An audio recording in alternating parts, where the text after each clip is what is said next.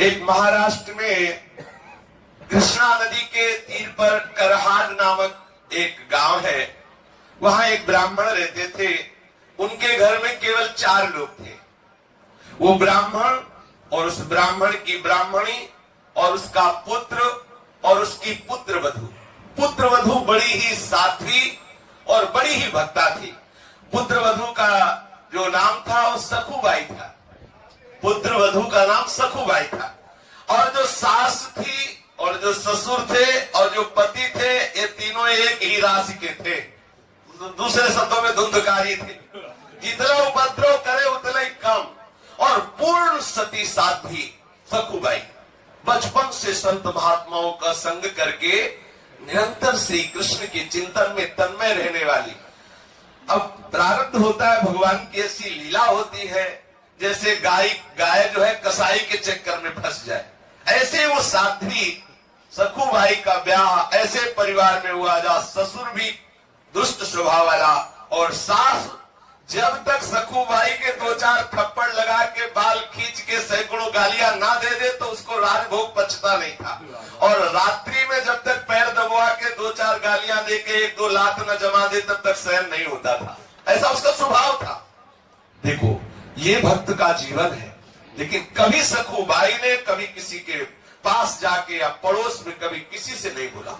अगर पति के सामने आंसू बहा के कुछ बोलने का अवसर भी मिले और अगर कभी एक बोले तो पति उल्टा और 4 थप्पड़ मारे, गालियां दे। क्योंकि जैसे माँ जैसे पिता वैसे ही वो बेटा। सखुबाई को बहुत कष्ट दिया जाता, लेकिन बलिहारी सखुबाई की भक्ति की कि एक क्षण के लिए भी कभी वो भगवत विस्मरण नहीं होने देती।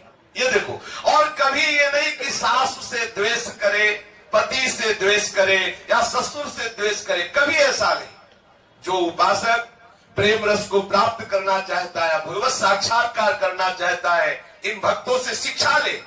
उसी घर में रह के और सब कार्य, ससुर स्नान करेगा तो पानी सखुबाई को भरना है, उसके कपड़े सखुबाई को धोने हैं, सास के कपड़े धोने हैं, पति के कपड़े धोने हैं, सबको भोजन बनाना, सबके बर्तन में, और बाद में जो जूठन बचे वो खाने को देना। और जब सखुबाई भगवत स्मरण करते हुए प्रसाद पावे तो सासू बैठ के जैसे लोरिया सुनाई जैसे गालियां सुनावे। सोचो कैसा जीवन उस महान भक्ता का, कितना क्लेश में जीवन, पर कभी कठोर वचन भी उसने सास से नहीं बोले। जो मान अपमान को, जो लाभ हानि को, जो जय पराजय को, सुख दुख को समान भाव से सहते हुए भगवत स्मरण करता है, भगवान उसके अधीन हो जाते हैं। ये भक्ति का स्वरूप थोड़ा समझना है हमें।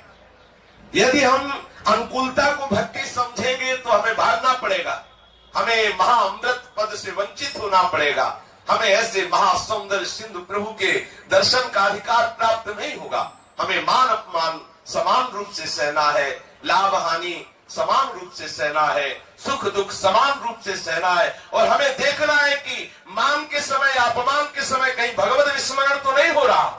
लाभ के समय या हानि के समय, दुख के समय या सुख के समय कहीं हम प्यारे को अपने भूल तो नहीं रहे हैं। हमें सदैव अपने प्यारे के स्मरण में रहना है। सखुबाई को पीटा जाता है, गालियां दी जाती है, क्लेशात्मक व्यवहार किया जाता है, लेकिन सखुबाई के हृदय में ऐसा विठ्ठल बसे हुए है कि इसका कोई प्रभाव नहीं पड़ता।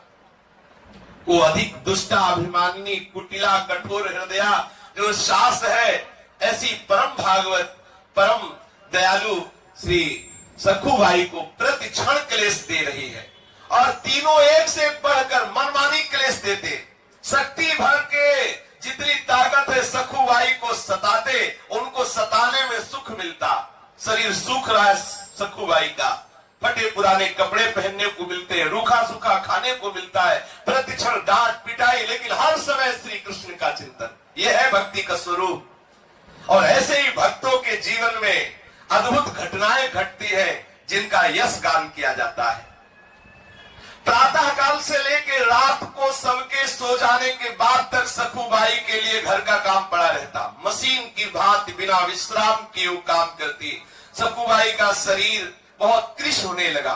बिना आलस्य के, बिना थकावट के, कष्ट सहते हुए भी सबको सुख पहुंचाना, सबकी सेवा में मगन रहना और श्याम सुंदर त्रिभुवन मोहन लालजू का अखंड ध्यान और जिह्वा से विठ्ठल विठ्ठल विठ्ठल, कृष्ण कृष्ण कृष्ण, गोविंद गोविंद, ये सदैव नाम उच्चारण होना। घर के काम काज को ऐसा नहीं कि बेमन करे, सुचारू पूर्वक जैसा होना चाहिए वैसा, और दिल में 10-20 बार सखू को उसके माँ और उसके पति गालियां देते, पीटते। ऐसा आश्चर्य की बात नहीं है। भागमती बाई के लिए भी आया है कि राजा उनके ऊपर बिस्तर लगा के सोता और कोड़ों से मारता।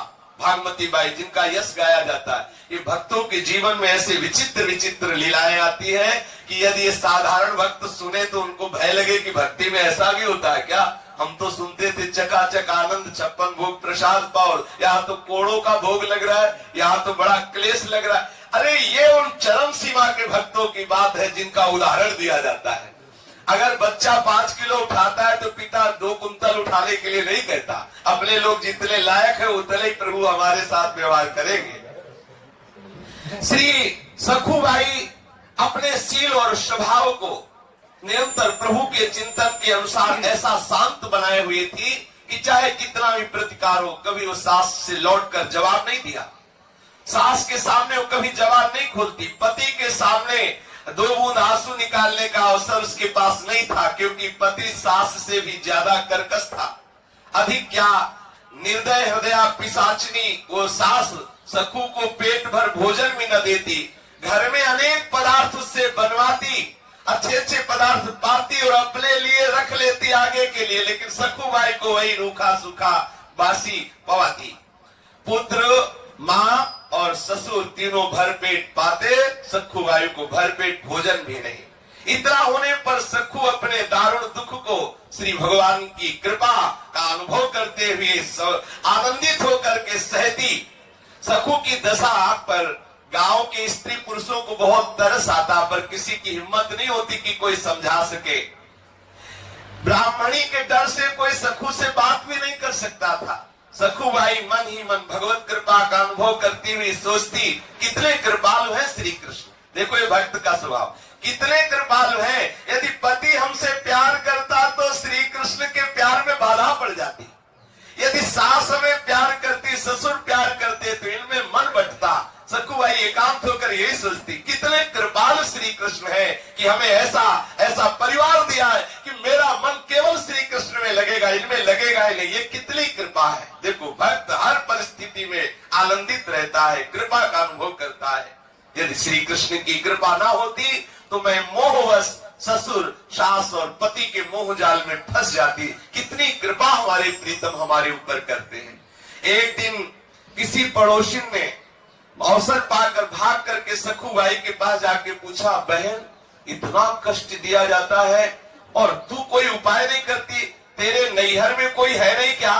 तू इतना दुख भोगती है, क्या तेरे नैहर वाले कोई खबर, कोई ऐसा उपाय करके कि आपको ये कष्ट से बचा ले? कोई है नहीं, न कोई खबर लेने आता है, न कोई तुम्हारा सहयोग करता है। सखू ने मुस्कुराते हुए कहा, जानती हूँ मेरा नैहर कहाँ है? कहाँ है? पंढरपुर में। और मेरे नैहर वाले कौन जानते हो? विठ्ठल और रुक्मिणी जी। विठ्ठल और रुक्मिणी जी और सखी, उनके बहुत बड़ा परिवार है, असंख्य संतानें हैं। हमें लगता है कि वो असंख्य संतानों की व्यवस्था में भूले हुए हैं, इसीलिए मुझ गर्विणी की तरफ वो खोज खबर लेने नहीं आ पा रहे, पर उनकी बहुत कृपा है हमारे ऊपर। अब वो बेचारी पड़ोसनी क्या समझे कि किस दशा में, किस भाव में किनको बोल रही है। पंढरपुर महाराष्ट्र का एक प्रसिद्ध धाम है। यही आषाढ़ शुक्ला एकादशी को बड़ा भारी मेला लगता है। भगवान पंढरीनाथ श्री विठ्ठल के दर्शनार्थ लाखों नर नारी दूर दूर से भगवान नाम कीर्तन करते हुए, नृत्य करते हुए उत्साह पूर्वक पंढरपुर की यात्रा करते हैं। जब यात्रा का दिन आया, भक्तों की मंडलियां कीर्तन करते हुए पंढरपुर के लिए चारों ओर दल बना बना करके सब नाचते हुए जाने लगे। कोई मृदंग में, करताल में सुंदर भाव विभोर होकर के स्वर निकाल रहे, कोई झांझ बजा रहे, कोई नाम घोष कर रहे, कोई नाच रहे, कोई पैरों में घुंघरू बांध करके मतवाले होकर के ताल में ताल मिला रहे, श्री हरि के गुणगान, हरि के लीला चरित्रों का गान करते हुए भक्तों की मंडली को देख करके सखुबाई के हृदय का बांध टूट गया। विचार किया, क्या करूं, हमारे प्रीतम का ऐसा बड़ा उत्सव हो रहा है, उसमें जाकर के मैं मिल नहीं सकती, इतने यहाँ विरोध है। तो करहार उसके गांव से बड़ी बड़ी मंडलियां जा रही थी। सखुबाई को पानी भरने के लिए कृष्णा नदी में जाना होता था। घड़ा लिया और कृष्णा नदी में जल भरने के बहाने निकली। प्रेमी भक्तों के संकीर्तन दल को देखकर सखु के हृदय में प्रेम उमड़ा और घड़ा वहीं रख दिया। पंढरपुर जाने की प्रबल इच्छा करके भक्तों की मंडली में गई। विचार किया कि अगर सास से पूछेंगे तो पिटाई ही होगी, सास ससुर पति कोई जाने तो देगा नहीं। घड़ा नदी के किनारे रख दिया और भक्तों की मंडली में चली गई।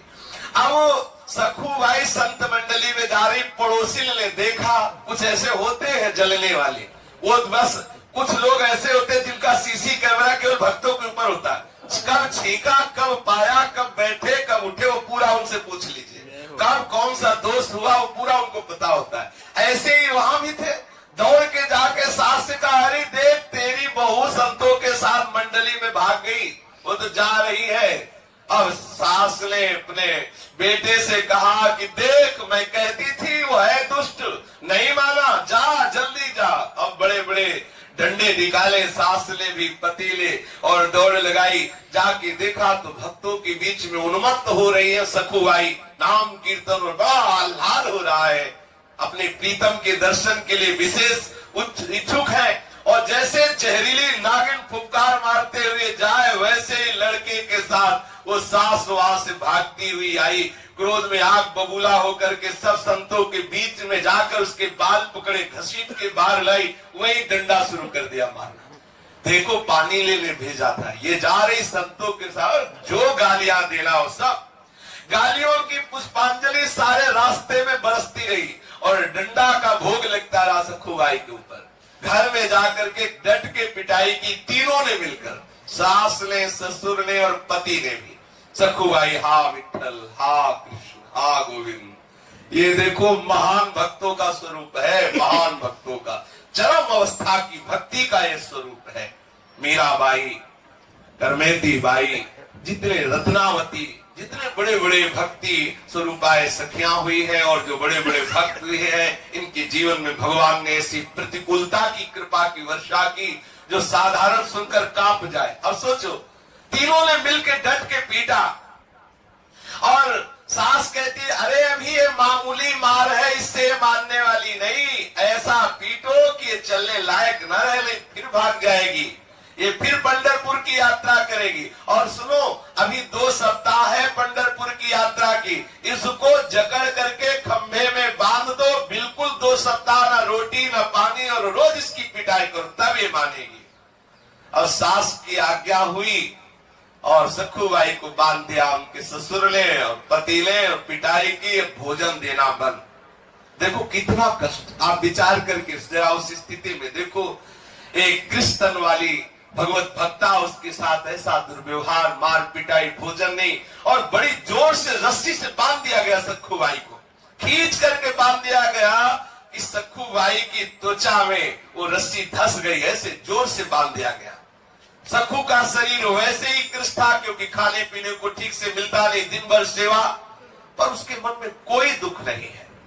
उसके हृदय में ये दुख नहीं कि मुझे बांध दिया गया, मुझे मारा गया, मुझे गाली दी गई, ऐसा नहीं।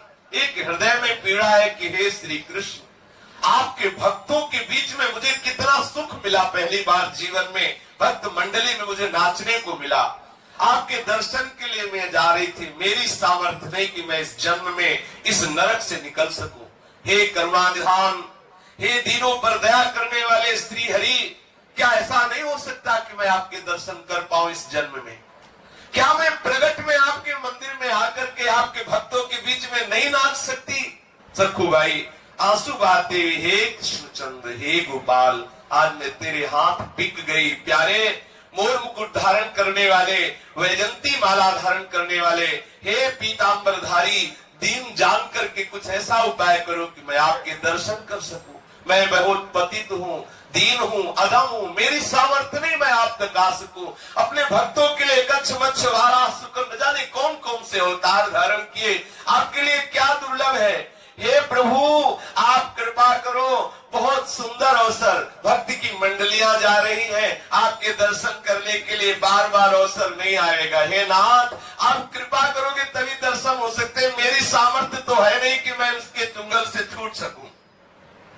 सखुबाई श्री हरि का आंतरिक चिंतन कर रही है। श्री हरि को चैन कैसे पड़ सकता है।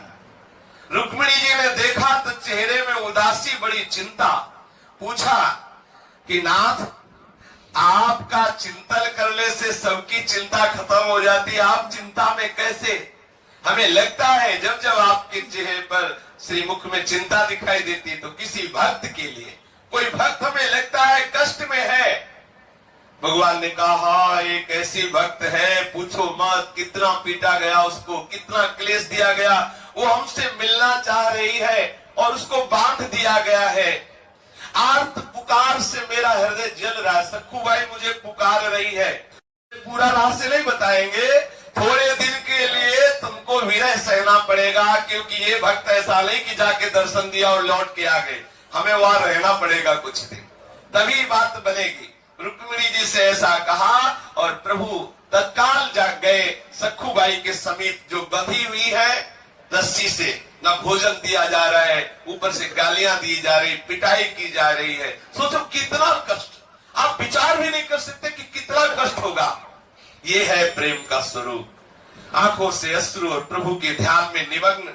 इतने में सामने से देखा एक सुंदर नवयुवती है और कह रही सखुबाई, सखुबाई तुमको पंढरपुर जाने की बहुत चाह थी। ये वही है जो अभी रुक्मिणी जी से बात करके आ रहे हैं।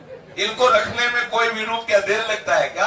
बहुत सुंदर नवयुवती का रूप रखा और बोले प्रभु सखुबाई मैंने सुना तुम पंढरपुर जाना चाहती हो, तो सुनो चलोगी हमारे साथ पंढरपुर। सखुबाई ने एकदम आंख खोली, देखा कि कोई प्यार से हमें बोले, यहाँ तो गालियां और डंडा चल रहे हैं। देखा और कहा सखी मुझ पापिनी के भाग्य में ऐसा कहा कि मैं भक्त मंडली के साथ पंढरपुर जाऊं। तुम देख तो रही हो मेरी दशा। स्त्री रूपी श्री ठाकुर जी ने कहा भाई तुम जानती नहीं हो, मैं तुम्हें बहुत समय से जानती हूँ, तुम हमारी बहुत प्रिय सखी हो, तुम भले हमें ना पहचानो, मैं जानती हूँ तुम्हें, बहुत जानती हूँ। उदास मत हो, जिसकी मैं सखी होती हूँ उसको कभी उदास मैं नहीं देख सकती। सखुबाई क्या समझे कि ये कौन से है, प्रभु कौन सा रूप धारण करने वाले है। देखो मैं तुम्हें छोड़ती हूँ और तुम भागो और जाओ मंडली के साथ। बोले हमारे सास भी पकड़ लेगी। बोले बिल्कुल ले, इसकी तो तुम चिंता ही मत करो। जल्दी जल्दी सखुबाई को, जो ठाकुर जी युवती रूप में गए थे, छोड़ दिया। सखुबाई को छोड़ा तो सखुबाई निकली और आप सखुबाई होकर रस्सी में बंध गए। आप ठाकुर जी सखुबाई का रूप धारण किया और सखुबाई के बदले में आप जैसे सखुबाई बंधी थी वैसे ही बंध गए ठाकुर जी। देखो कितनी सामर्थ्य है इनकी। लेकिन अगर भक्त इनके लिए बंधता है तो भक्ति के लिए बंध सकते हैं, ये दिखा रहे हैं प्रभु। अब ऐसा नहीं कि सखुबाई की पिटाई होती थी, इनकी पिटाई नहीं होती, इनकी भी हो रही, क्योंकि उनको तो पता ही नहीं है ना कि भगवान है। भगवान सखुबाई के रूप में बंध गए, प्रेम पास में बंधे हुए ठाकुर जी जैसा रूप सखुबाई का, जैसा पतला शरीर, जैसे कपड़े, जैसे बंधी थी बिल्कुल वैसे बंध गए। जिनका नाम स्मरण करने से माया का वो बंधन टूट जाता है, जो बड़े बड़े योगियों के लिए छोड़ना दुर्लभ है, वही सच्चिदानंद भगवान अपने भक्ति के लिए एक साधारण स्त्री की तरह बंध गए अपनी भक्ता सखुबाई के लिए। अब सखुबाई बड़े आनंदित होकर के भाग्यवान भक्तों की मंडलियां जा रही थी, भक्त मंडली में कीर्तन करते हुए वो श्री ठाकुर जी के दर्शन के लिए। सखुबाई बने जगन्नाथ, समस्त लोगों का पोषण करने वाले श्री विठ्ठल भगवान उसी में बंद। और निर्दयी सास आती है और जाएगी पंढरपुर, और 2-4 चाटे ठाकुर जी चुपचाप चाटे खा रहे हैं। सर्व सामर्थ, ये कोई न समझे कि ठाकुर जी के होकर के भक्त पीट रहे तो भक्त के होकर प्रभु भी पीट रहे। देख लो सखुबाई की जगह ठाकुर जी जी बंधे, सास आती गालियां देती, थप्पड़ मारती है, ससुर आता है वो गालियां देती। अब आई लाइफ में कई दिन हो गए, भोजन नहीं मिला, पानी नहीं मिला, रोज पिटाई। अखिल लोग सामर्थशाली प्रभु पिट रहे लेकिन कुछ बोल नहीं रहे, सखुबाई की तरह। प्रभु सुशीला वधू की तरह आंसू बहाते हैं। 15 दिन बीत गए बंधे बंधे, जहां रोज बाल भोग और राज भोग और शयन भोग, वहां कोई भोग नहीं, रोज डंडा और गालियां खा रहे हैं। सास ससुर का मन इतने पर भी नहीं पसीजा, परंतु सखुबाई के पति के मन में विचार आया कि पूरे 2 सप्ताह हो गए, एक बूंद जल नहीं, कोई भी एक कण अन्न नहीं दिया गया। कहीं ऐसा न हो कि मेरी पत्नी बंधे बंधे मर जाए तो हमको हमारा दोबारा ब्याह तो होगा नहीं, क्योंकि पूरा गांव नगर जानता है कि हम कितने सभ्य हैं। इसलिए सोच, अब वो सखुबाई के ऊपर दया नहीं, अपनी गृहस्थी के लिए उसने सोचा कि अब सखुबाई को कुछ खिलाना पिलाना। हमें तो लगता है कि इनको राह ले गया तो पति के हृदय में प्रेरणा कर दी, यार इतने दिन हो गए, पानी भी नहीं मिला तो इसी बाले पिलाओ आके। अब उसका पति बहुत प्यार करके गया, और जो ठाकुर जी सखुबाई बने हुए बंधे थे, ठाकुर जी के समीप जाकर के उसने दुलार किया और सखु रूपी भगवान के मुख पे हाथ फिरता हुआ कह रहा, तुम्हें बहुत कष्ट दिया गया, बहुत क्रूरता तुम्हारे ऊपर की गई, सारे बंधन खोला और एकांत में ले जाकर बहुत प्यार किया, सुंदर जल पिलाया, भोजन पाया, और कह रहा है कि देखो अब मैं क्या करूं, मेरे माता पिता इतने, ये आज तो दया की बात आ रही ना, वो इन्हीं के लिए यार, सखुबाई के ऊपर कभी नहीं आई दया, ये तो ठाकुर जी लीला बिहारी है। ऐसा भवबंधन का नाश करने वाले अनंत आनंद के समुद्र ठाकुर जी ठीक एक पतिव्रता की तरह ही चेष्टा कर रहे सखुबाई के पति से। ऐसा नहीं कि कोई भगवत्ता प्रकट करे, जैसे जैसे वो प्यार दिखाए वैसे हाथ जोड़े, बिल्कुल जैसे सखुबाई वैसे ही नम्रता से। प्रभु ने सोचा कि यदि मैं जरा सी भी कोई चेष्टा बदलूंगा तो हमारे भक्ति में बाधा पड़ जाएगी। क्या जो सखुबाई हमारे प्रेम में मगन होकर जा रही है उसके प्रेम में बाधा हो जाएगी। इसलिए भक्त के जीवन में जो भक्ति का अद्भुत उन्माद है उसमें बाधा न पड़े। ठाकुर जी के वो गाल में हाथ फेर रहा है तो समस्त लोग चूड़ामणि प्रभु वैसे भी सह रहे, चुप है, पास है। अब वो कह रहा देखो हम तुमको खोल के लाए, हमारे पैर दाबो। तो सखुबाई बोले हुए ठाकुर जी धीरे धीरे उसके पैर दाब रहे।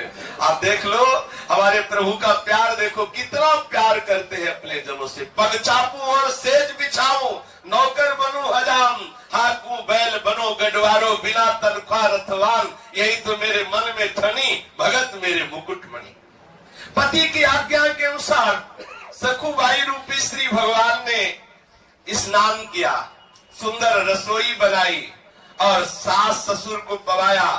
देख लो 56 भोग पाले वाले स्वयं रसोई में चूल्हा फूक रहे, भोजन बना रहे, सास ससुर को बैठा के पवाया और पति को भी पवाया। तीनों आज बहुत प्यार उदय हो रहा है भोजन पाने के बाद। और अपनी बहू की तरफ सास भी बड़ी प्यार दृष्टि से पहली बार देखा, क्योंकि अब ठाकुर जी के हाथ का बना हुआ गया है तो प्रभाव तो पड़ेगा ही। और पति ने जो प्यार की दृष्टि से देखा वैसा प्यार तो कभी सखुबाई को नहीं मिला। माता पिता और पुत्र सराहना कर रहे कि बहू जीवन में ऐसा भोजन नहीं मिला जैसा आज तू बना के पवा रही। ठाकुर जी भी मुस्कुराते जा रहे अंदर कि तुम्हें क्या पता कि तुम्हारी बहू कौन बना हुआ है। ठाकुर जी पुत्र वधू के रूप में स्वयं अपने हाथ से सब पात्र माने, रसोई पवित्र की, और वो जो पति बने हुए सखुबाई के हैं उन्होंने सखुबाई को आज बहुत प्यार किया। अब जैसे पत्नी को प्यार करते वैसे किया। अब यहाँ कोई रास विलास वाली बात तो है नहीं, घर गृहस्थी की बात है। ठाकुर जी बिल्कुल एक साध्वी पत्नी की देख लो क्या कर सकते हो अपने भक्ति के लिए, क्या नहीं कर सकते। दोनों बातों पर विचार करके देखो कितने महान होते हुए आप चाहते तो अपना ऐश्वर्य प्रकट कर सकते थे, लेकिन नहीं, पैर दाब रहे, बर्तन मांज रहे, रसोई बना रहे, पवा रहे, जैसा पति आज्ञा करता वैसा सेवा कर रहे। बर्तन मांजना, चौका देना, सास के पैर दबाना, सारे कार्य बड़ी चतुरता पूर्वक चतुर चूड़ामणि श्री ठाकुर जी महाराज कर रहे हैं।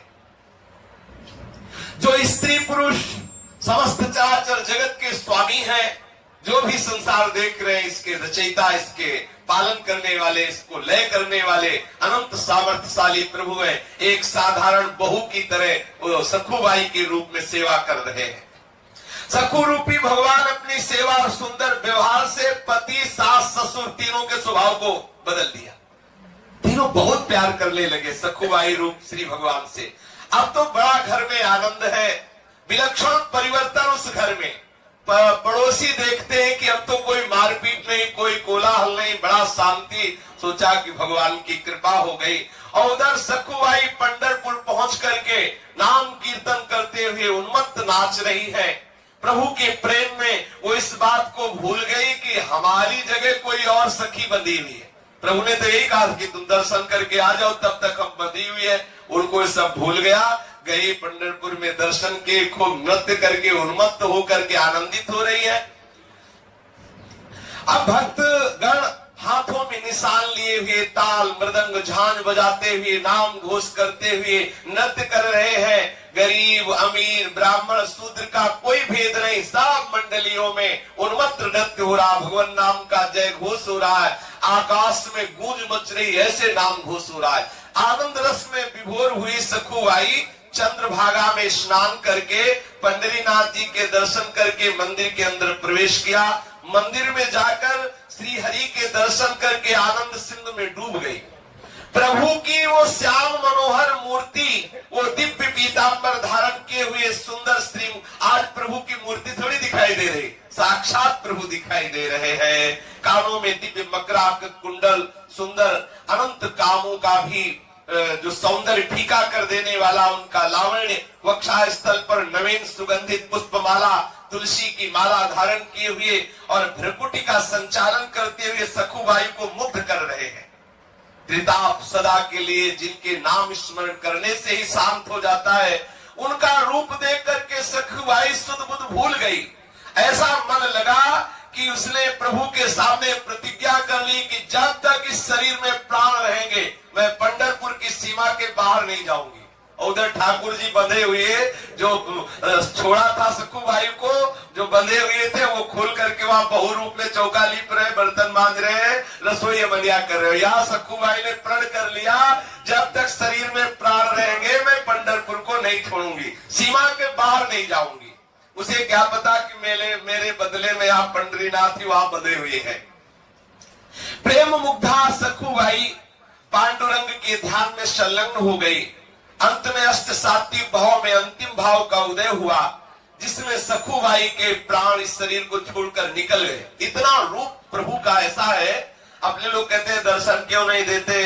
अरे प्रभु की भक्ति करते करते, सहते सहते, अनुकूलता प्रतिकूलता सहते सहते, द्वंद्वों को सहते सहते हृदय इतना मजबूत हो जाता है, थोड़ा थोड़ा प्रेम विकार को सहने के लायक होता है। अगर इकट्ठे प्रभु का दर्शन हो जाए तो हृदय फट जाए। जैसा सुनते हैं कि सेवा कुंज में अगर कोई रात में रुके तो ऐसा हो जाता है, तो कोई आश्चर्य की बात नहीं, क्योंकि श्यामा श्याम के एकदम रूप को कोई देखे तो हृदय की गति रुक ही जाएगी। सखुबाई के सामने वो स्वरूप प्रकट हुआ कि सखुबाई विह्वल विकल हो गई और भगवान के सौंदर्य के दर्शन में इतना मुक्त हो गई कि उसके प्राण छूट गए। अब दैव संयोग से यात्रा करने को आए हुए करहार के निकटवर्ती किवल नामक गांव का एक ब्राह्मण उस मंडली में आया हुआ था। उसने सखुबाई की लाश को देखा कि सखुबाई तो पधार गई, साथियों को बुलाया और सबने मिलकर के सखुबाई के शरीर की अंत्येष्टि क्रिया की, अंत्येष्टि संस्कार किया। और इधर रुक्मिणी जी ने विचार किया कि खूब रही बात, हमसे तो कह के गए कि कुछ ही दिनों में आ रहे हो, आज तक वापस नहीं आए। फिर ध्यान दे के देखा कि जिसके लिए गए उसने तो शरीर छोड़ दिया, शरीर का संस्कार भी हो गया। अब हमारे प्रभु को तो बहुबल के वहां रहना ही पड़ेगा। अब रुक्मिणी जी को बड़ी चिंता हुई, विचार किया रुक्मिणी जी ने, फिर स्मशान पहुंची, सखुबाई की जो राख वगैरह थोड़ी मोटी हड्डी वगैरह थी उनको एकत्रित किया और प्रेम दृष्टि से देखा तो सखुबाई जीवित हो गई। अब महामाया है, महाशक्ति, इनके लिए क्या? माया देवी के प्रताप से एक क्षण में समस्त ब्रह्मांडों की रचना हो जाती है। आदि शक्ति जय जग उपजाया, एक क्षण में सृष्टि का सृजन करने वाली, उनके लिए सखुबाई को जिंदा कर देना क्या कोई आश्चर्य की बात? सखुबाई जीवित हो गई। सखुबाई को ऐसा लगा जैसे मैं कोई गाढ़ निद्रा में सो गई थी और जग गई। रात को स्वप्न में जो रुक्मिणी जी ने उन्होंने कहा कि देखो पुत्री, तेरा प्राण रह गया, तूने कहा था इस शरीर में जब तक प्राण रहेंगे मैं पंढरपुर की सीमा के बाहर नहीं जाऊंगी, वो शरीर तो तेरा जल गया। अब मैंने दूसरा तेरे को शरीर दिया है सखुबाई के रूप में, लेकिन तेरा भी प्राण पूरा हो गया क्योंकि पहले वाला शरीर जल गया। अब ये दूसरा जो दे दिया है तू सीधे लौट के जाओ, हमारे प्रीतम तेरे रूप में वहां है, उनको छोड़ और तू जाके वहां रहे। आदेश पा करके सखुबाई ने प्रणाम किया और आनंद मगन होकर के, अब वो बात थोड़ी है, अब तो चिदानंद में भाव में निमग्न है। 2 दिन में यात्रियों के साथ करहार लौट के आई। सखु का आना जान करके सखु वेशधारी भगवान पंडरीनाथ जो वहां बहु रूप में थे, उन्होंने सोचा गड़बड़ हो जाएगा, अगर वो यहाँ आई हम भी आ रहे हैं तो पिटने में कोई संशय रहेगा नहीं।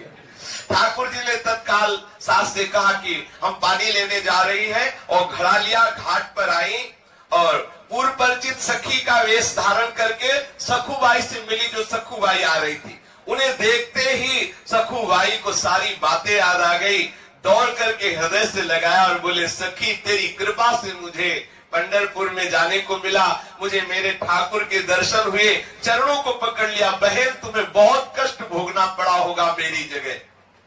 ठाकुर जी ने कहा कि तुम चिंता मत करो, तुम सुखी हो गई ना? बोले हाँ। बोले अब चिंता की बात नहीं है, मुझे कोई कष्ट नहीं हुआ, यदि तुम्हें सुख मिला तो हर कष्ट हमारे लिए सुखमय है, तू ये घड़ा ले, इसमें जल भर और तू जा। अब सखुबाई ने घड़ा भरा, जल लेकर के गई, ठाकुर जी अंतर ध्यान हो गए। सखुबाई घड़ा उठाकर घर पहुंची और स्वाभाविक अपने काम में लग गई। सास ससुर और स्वामी के बदले हुए स्वभाव को देखकर बड़ा आश्चर्य हो रहा सखुबाई को कि इतना प्यार मिल रहा है। दूसरे दिन वो केवल गांव का ब्राह्मण जिसने सखुबाई के शरीर का अंतिम संस्कार किया था, वो करहार आया और उसने सखुबाई के घर पहुंच करके कहा कि भाई हम एक खबर देने आए हैं, तुम्हारी बहू गई हुई थी पंढरपुर और वहां ठाकुर जी के दर्शन करके उसके प्राण निकल गए, तो हमने पहचाना और वहां उसके शरीर का हमने संस्कार किया, तो ये हम बताने आए, आपको पता चला? बोले भांग तो नहीं खाए हो, हमारी बहू तो घर के अंदर है। उन्होंने कहा कैसी बात? हमने स्वयं आग लगाई उसके शरीर में। अरे बोले झांक के सखुबाई आवाज लगाई, बोले आई, तो देखा सखुबाई सामने, तो उसके होश उड़ गए कि हमने स्वयं देखा कि सखुबाई पंढरपुर गई, ठाकुर जी के दर्शन किए, दर्शन में ऐसा प्रेम का अंदर प्रकाश हुआ कि वो शरीर छूट गया और मैंने शरीर को स्वयं चिता लगाई, फिर ये सखुबाई कैसे हो सकती है? आश्चर्य का पार नहीं रहा। उस सखु के ससुर को बाहर बुलाकर कहने लगा, तुम्हारी बहू तो पंढरपुर में मर गई, हम जला के आ रहे, तुम विश्वास करो हमें लगता है ये प्रेत होकर के आ गई है।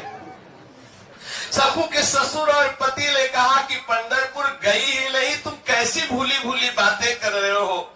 आखिर ब्राह्मण के बहुत कहने पर ससुर ने सखु को अपने पास बुलाकर पूछा, प्यारी बहू तुमको तो हमने यहाँ बांध रखा था, ये कहते हैं कि तुम पंढरपुर में गई और वहां मर गई और वहां इन्होंने आग लगाई, ये कैसी बात है? सखु ने कहा कि प्रभु बात ये जो कह रहे हैं सत्य बात कह रहे हैं। सखुबाई ने कहा ये जो कह रहे हैं बिल्कुल सत्य कह रहे हैं, जिस समय आपने मुझे बांध रखा था उसी समय कोई स्त्री आई थी, नवयुवती, और मेरी सहायता की, मुझे खोल दिया, मैं भक्तों के साथ पंढरपुर गई और वो यहाँ बंधी रही, मुझे तो वहां भेज दिया और स्वयं आपका वो नाना प्रकार का जो प्रतिकूल व्यवहार सहती रही। मैं पंढरपुर जरूर गई थी, वहां एक दिन मुझे बेहोशी भी हुई, पीछे मुझे मालूम हुआ कि मैं मर गई थी, मेरे शरीर को जलाया गया, पर रुक्मिणी जी ने मुझे पुनः जिला दिया और लौटाया मुझे। कृष्णा नदी के समीप जब मैं आई तो वो युवती जिसने मुझे खोला था और स्वयं बंधी थी, वो घड़ा दे करके और चली गई। आप लोग जानते हैं वो कौन सी युवती थी? तो सास ससुर ने, पति ने कहा मुझे तो पता नहीं। बोले जब चली गई तब मुझे पता चला कि वो मेरे पांडुरंगा ही थे, मेरे प्रभु ही थे, बाद में पता। और ये ऐसे है कि ये पता नहीं लगने देते सामने, बाद में जरूर अनुभव कराते हैं कि मैं ही था। आप लोगों का बड़ा सौभाग्य। सखुबाई ने कहा कि आपको हमारे इष्ट के दर्शन हो गए। ये सुनते ही सखुबाई के सास, ससुर और पति ये सब सखुबाई के चरणों में गिर पड़े कि मैंने तुम्हें पहचाना नहीं। हमारे घर में ऐसी परम भक्ता, परम साध्वी जिसके अधीन श्री भगवान है, मैंने तुम्हें बहुत सताया, बेटी हम पर कृपा करो। सखुबाई ने सास, ससुर और पति को भक्ति का उपदेश किया। तीनों भजन परायण होकर सखुबाई की कृपा से भगवत धाम को प्राप्त हुए। यदि उपासक भक्ति मार्ग में आगे बढ़ रहा है तो प्रतिकूलता आए तो आनंदित होना कि हरि आने वाले हैं। जब जब प्रतिकूलता जिस भक्त के जीवन में आई तो भगवान का एक ऐसा अवतार हुआ जो न पुराणों में लिखा है न शास्त्रों में लिखा है। ऐसा अवतार होता है, भक्त के लिए पर्सनल अवतार होता है। हमारे हरि हर क्षण देख रहे हैं हमें। कभी निराश मत होना, चाहे जितना दुख आवे, चाहे जितना क्लेश आवे। दुख देने वाले और क्लेश देने वाले को कभी क्लेश देने का विचार न करना, आनंदित होकर सहना, तो हरि कृपा करके आएंगे और हृदय से लगा लेंगे। हमारा जन्म जन्म का दुख दूर हो जाएगा। श्री राधा वल्लभ लाल की।